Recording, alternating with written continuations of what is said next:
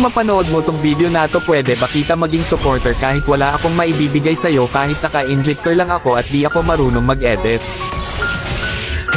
Gusto ko lang maranasan ang pakiramdam ng may humahanga sa bawat video na ina-upload. Sobrang saya kasi pag nakikita mo na may sumusuporta sa'yo kahit na simple lang mga ginagawa mo. Nakakasipag gumawa ng video at hindi nakakasawang mag-upload.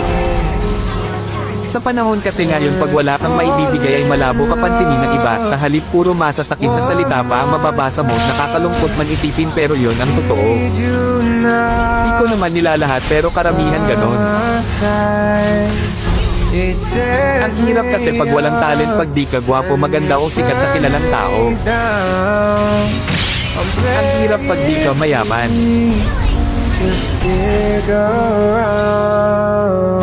Okay lang sa akin basta lagi lang akong gagawa ng video kahit wala pang pumansin ang mahalaga